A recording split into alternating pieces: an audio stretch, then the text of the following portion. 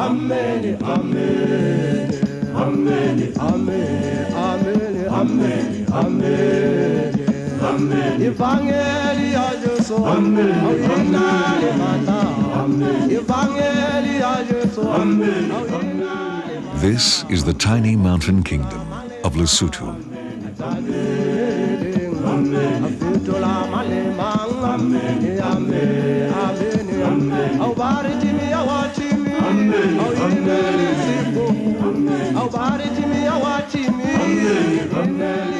Two-thirds of this African nation is covered in mountains.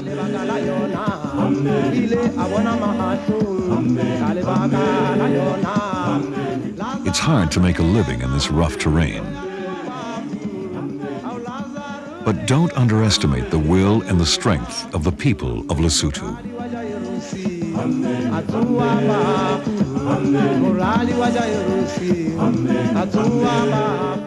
I see others coming from all over the world trying to assist us, and I think we indigenous people surely have a role to play in shaping up the destinies of our own countries.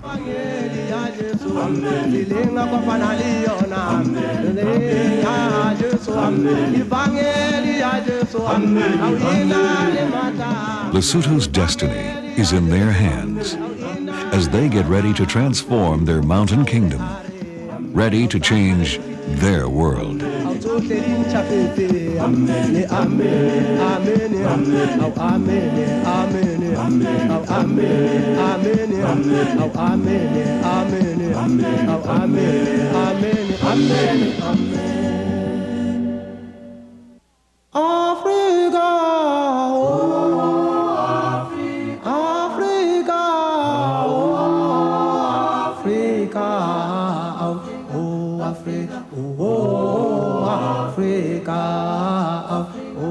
Lesotho is one of the smallest countries in all of Africa, a land no bigger than Vancouver Island.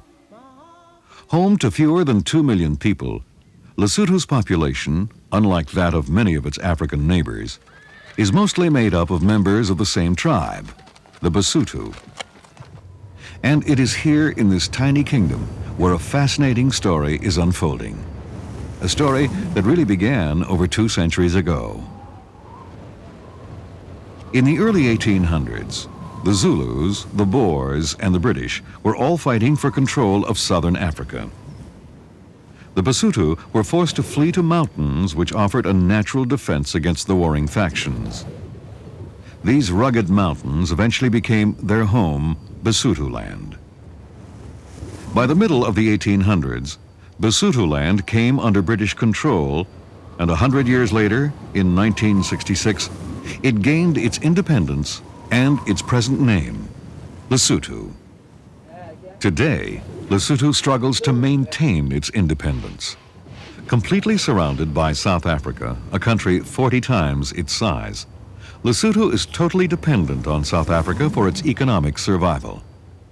No one knows Lesotho's situation better than political science professor Sohoya Santo. The impact that South Africa has had on the development process in Lesotho has been profound. Basically because Lesotho is totally surrounded by South Africa, and we only hope that with the transition from the old South Africa to the new South Africa, new opportunities will emerge for Lesotho to be able to consolidate its development program. Over a third of Lesotho's men work in South African mines, and their earnings account for the bulk of Lesotho's economic activity. By Western standards, it's a poor country, where the average yearly income is less than the average Canadian weekly income. Lesotho's large migrant labor force has also put pressure on family life. One of the biggest concerns is the spread of the AIDS virus, as the men return to their families after spending months living and working in South Africa. Because the men are absent for most of the year, it's the women of Lesotho who take on the daily challenge of improving life in their country.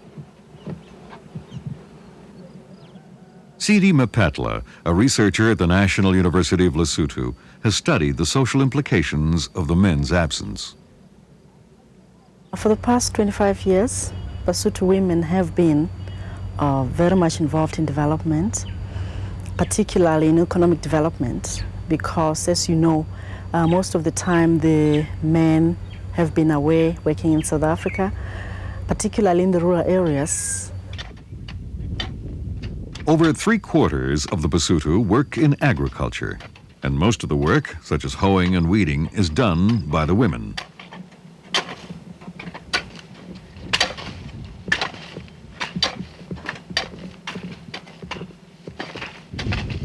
And the women must also do their own more traditional work, running their households and raising their children. Each morning, they spend long hours gathering water and wood for their homes.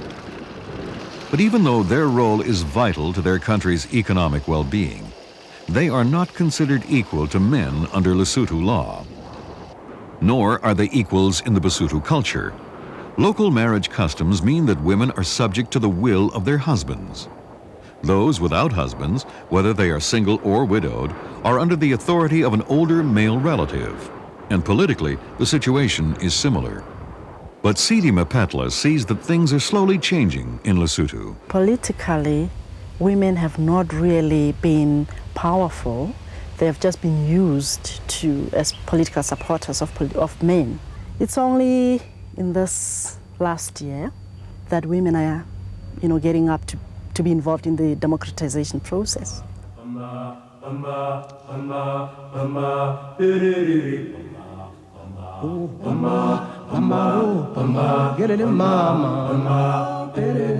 In the rugged hills of southern Lesotho, nature often dictates the quality of village life. But in 3 regions in particular, Safarong, the Kuting Valley, and Katani, the effort and will of the people is making life better.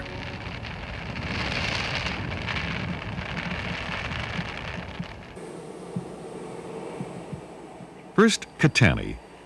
The road leading into this region is rough and winding, cutting through the steep country hillsides to 16 scattered villages.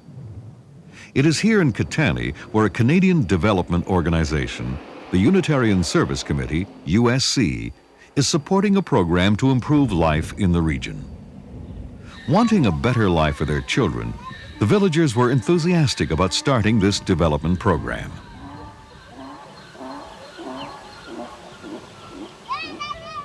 The first step in setting it up was to meet with the villagers.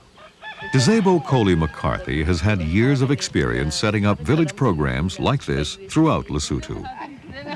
We organized a meeting. The first one was held under the willow trees by the river Ketani. From then on, we sat together, the villagers telling us exactly what they perceived to be their needs and how USC could possibly help. So that's how the process began. Mafelang Monansi, a trained nutritionist and the mother of 2 small children, works in Katani. She teaches the villagers the important connection between a good diet and good health. Mafelang also uses her leadership skills to teach the basic entrepreneurial principles of supply and demand, helping the women develop income-generating projects such as candle making, a natural in a village with no electricity.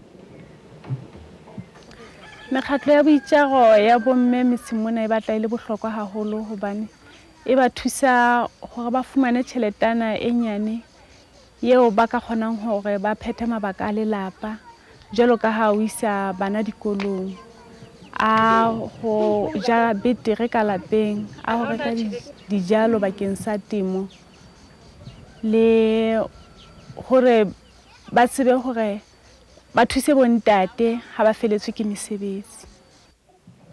less than a day, these women have learned the art of candle making. And the money they will make selling their product will buy more candle making supplies and help them manage this small village business. Even though she has few outside resources, Mafelang's dedication and guidance are sufficient to give the women of Katani the skills and the confidence they need to start small, viable village enterprises. For women to improve the quality of life in Katani, they must first overcome many obstacles. Because there are no roads in this remote valley, they must walk for miles over narrow mountain paths to take their children to clinics which are few and far between. Then there are the food shortages, poor sanitation, and related diseases. Just a few of the problems the women must cope with. But they are coping remarkably well. Some of them are learning how to get the best yields from their vegetable gardens. They then pass on this knowledge to other women in the village. And their gardens serve a dual purpose. The vegetables are a source of healthy food for village families.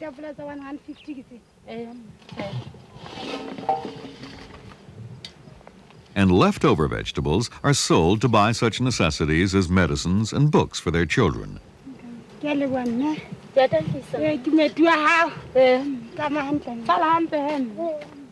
Village development projects like this have been organized throughout the region.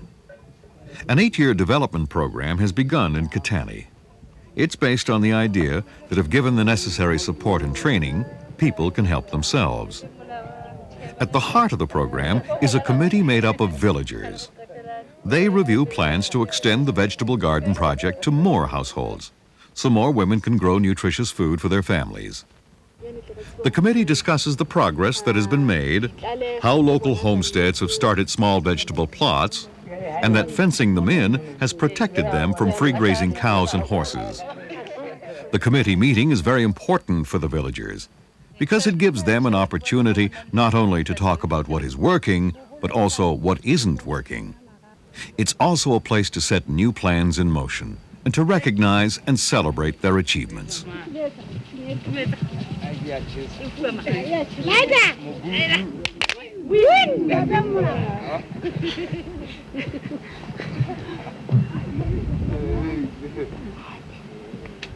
Some results of the committee's work are more tangible than others.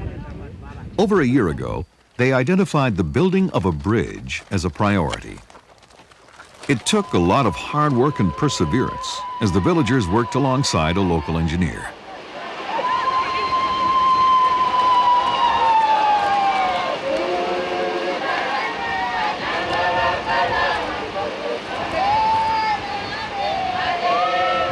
But they have their bridge today.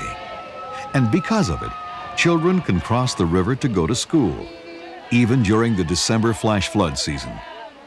And the villagers of the region are no longer cut off from one another.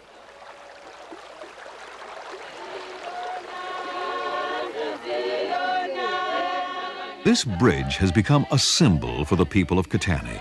As they walk across it every day, it reminds them of what they can achieve by working together.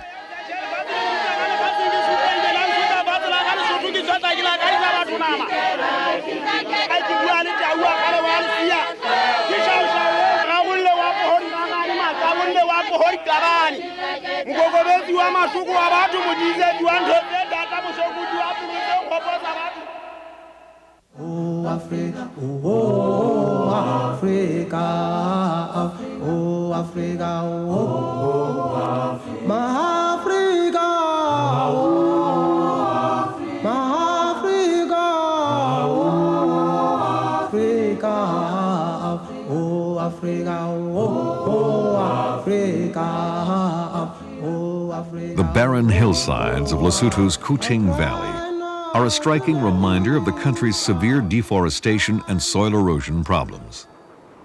Lesotho has no natural forests, so when the heavy rains come, the fertile topsoil simply washes away. And this soil erosion problem is compounded by overcropping and overgrazing.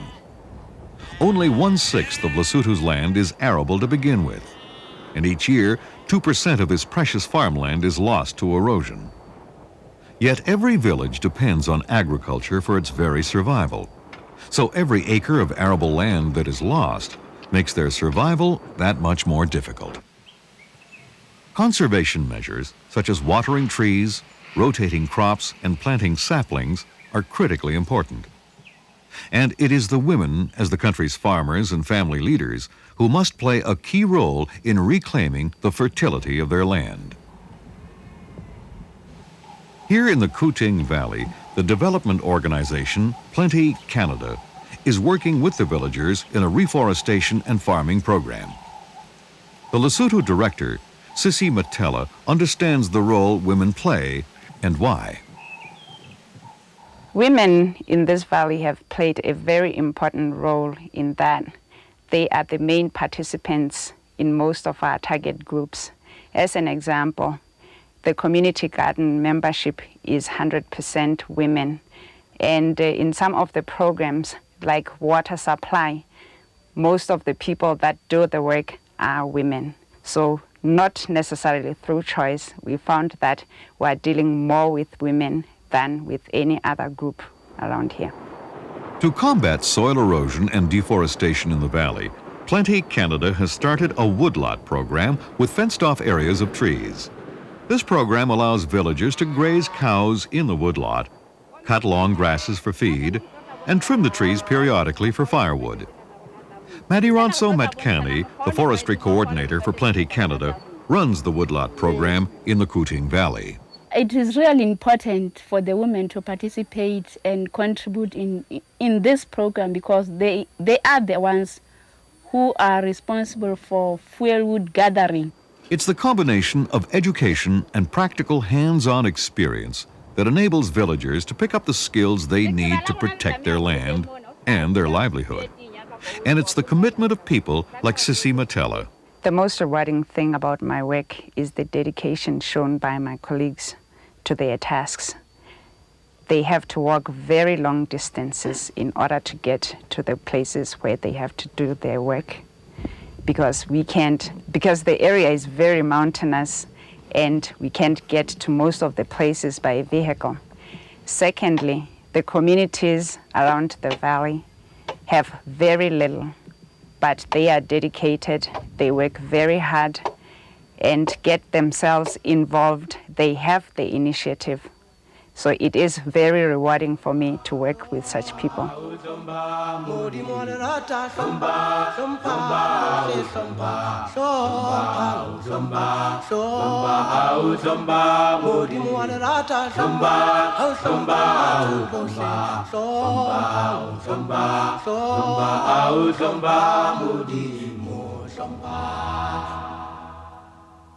Oh, Baliba Kanana.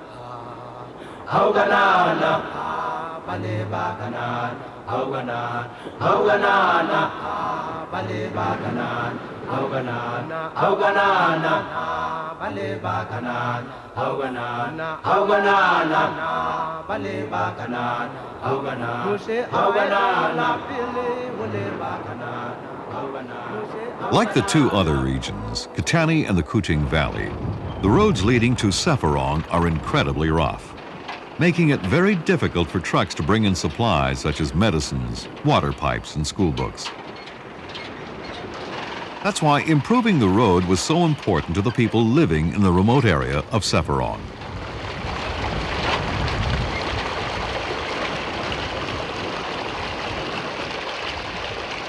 The work on the road was supported by an aid agency that gave the villagers food in exchange for their work. But the villagers soon came to depend upon this as their main food source. Dira Teko, the coordinator of the program, had first-hand experience with how this became a problem.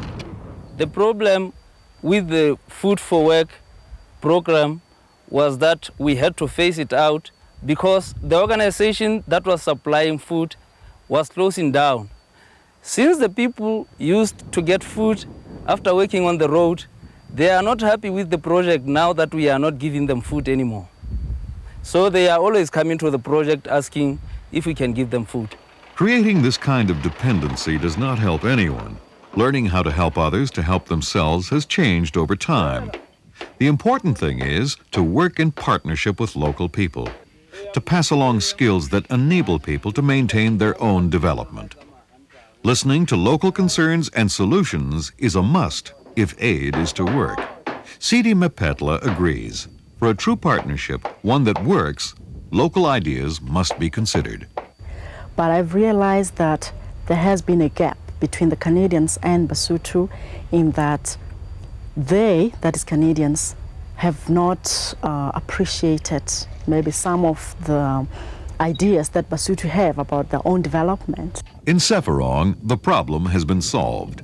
Shop owners who know that a new road will bring new business to the area are paying part of the construction cost.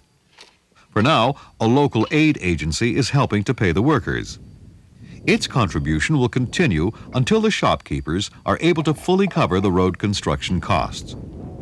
According to Disebo Coley McCarthy, director of USC Canada Lesotho, this is the type of approach that is needed, and not only here. To define good development in Lesotho is like to define good development anywhere in the world. It has to start with people, be for people, by the people themselves.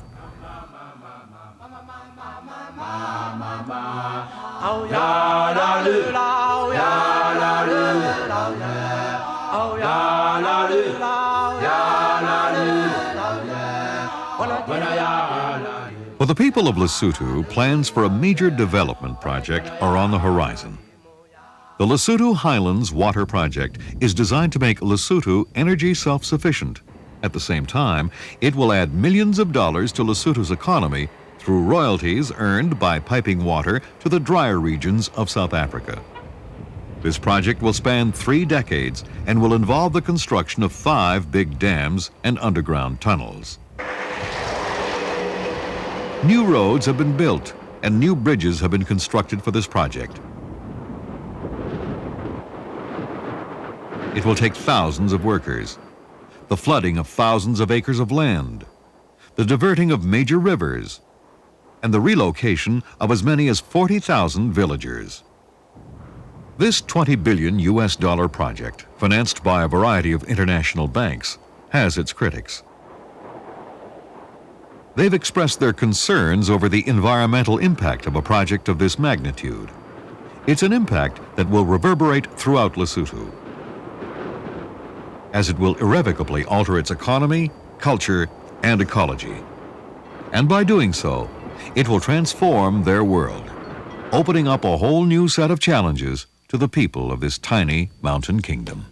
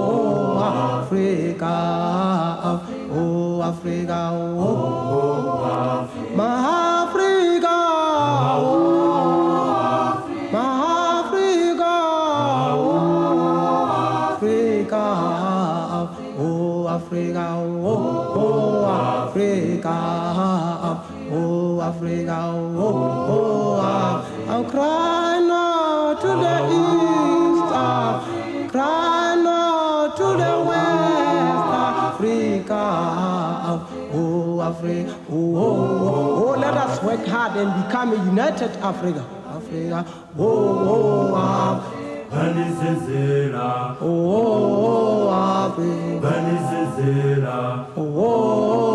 Africa.